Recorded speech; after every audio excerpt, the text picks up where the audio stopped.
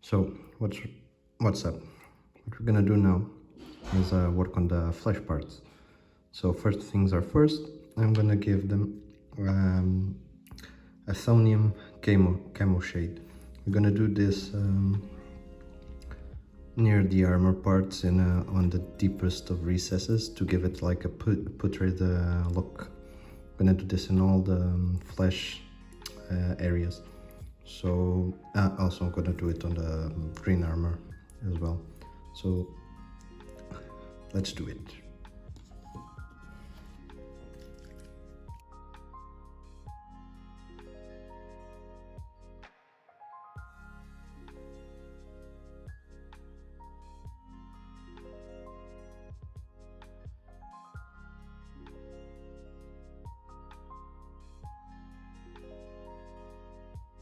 What we're gonna do now is use some Cadian flesh tone to highlight some of the flesh areas. So let's do that.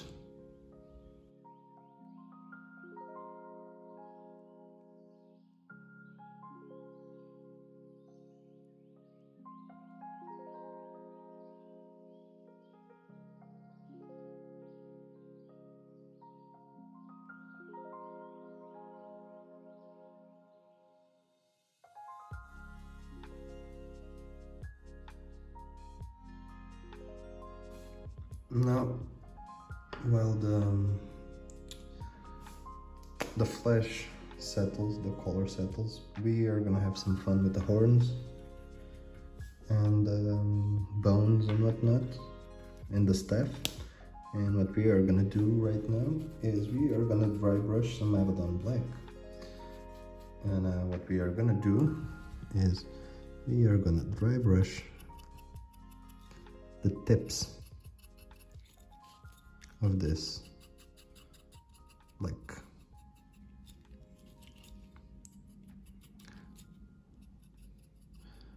a really heavy dry brush.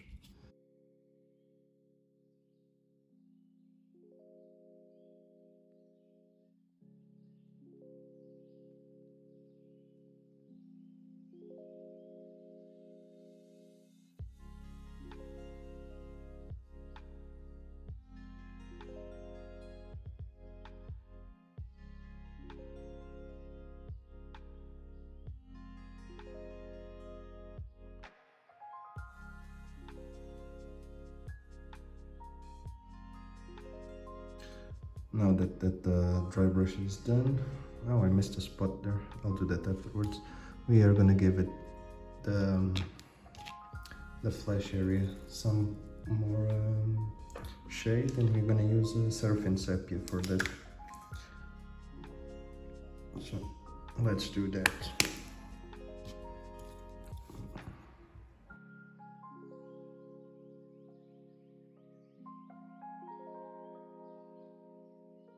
So this is almost the model done. What I'm gonna do now is I'm gonna highlight the matte tone, finish some detailing, and highlight some more spots here and there. Those are things that you can do by yourself. Once I'm done with this, I'll show you how it looks, and then we're gonna do the cloud thingy here.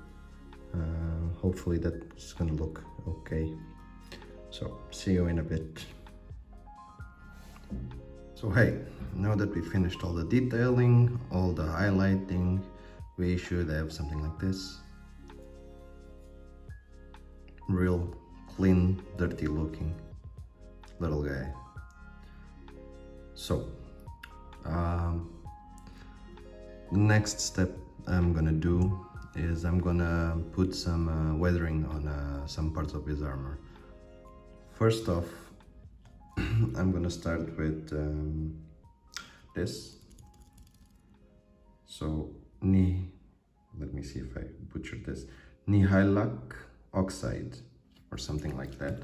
This is gonna go for the bronze parts. It's gonna look like it's gonna be oxidized, and I'm gonna go for some blood for the blood god as well, for some parts like his belly and things like that. Let's go for the oxide first. I'm trying to find my brush. which I put here somewhere. Just used it. Here it is. Let's do this. I don't like to put too much of this because it kind of, you just want to sell the effect, you don't want to overdo it. So I'm gonna put it near the rivets, just a little dab here. That's way too much on the brush, so what I'm gonna do now is I'm gonna bring it down like so. Make a little streaking effect there. Focus. Yeah, we'll put a little bit here underneath the rivet. I'm gonna do that for the rest.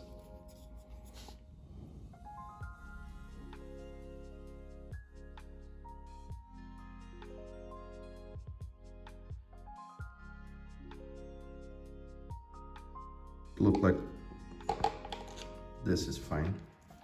And now blood for the blood god.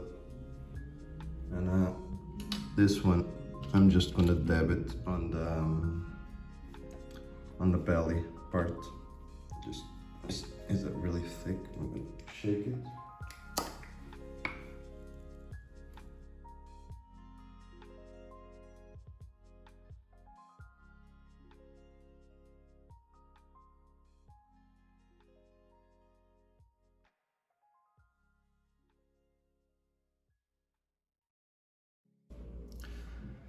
So what we are gonna do now is what I hopefully what's gonna end up is gonna be a really fast OSL effect on the cloud using pre-shading and some contrast paints. So what we're gonna use is white, any kind of white. I'm gonna use ceramite white.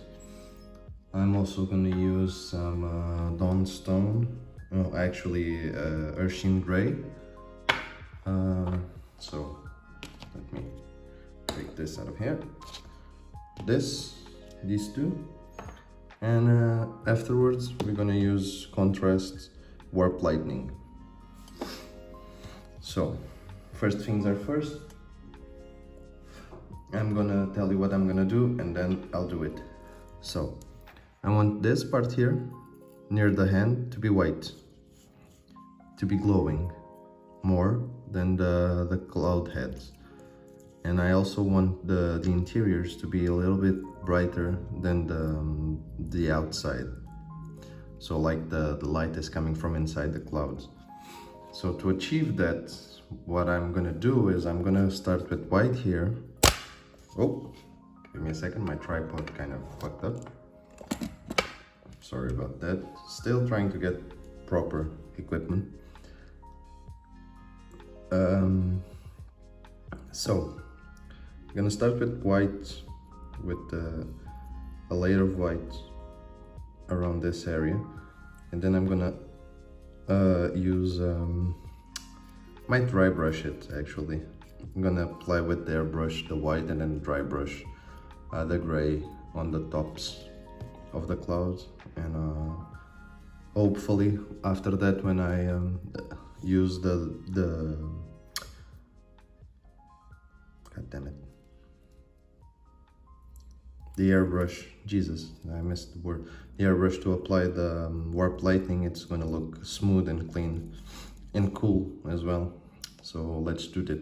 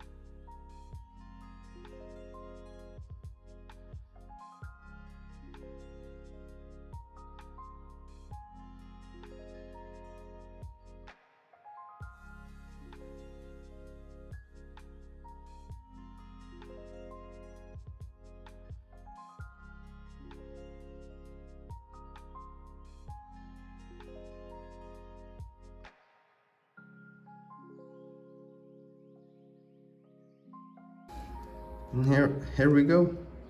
Easy peasy. OLS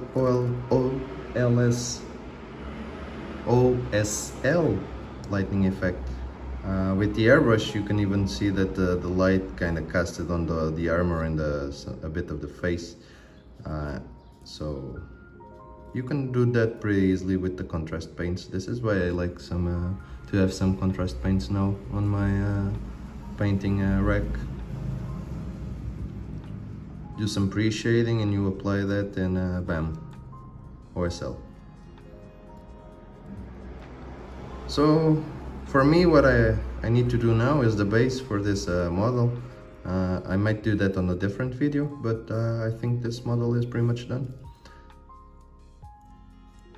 Bye. Oh, subscribe, leave some comments, tell me what you think, if it's good, if it's not, if I change something, if I should change something, and if you like this paint scheme.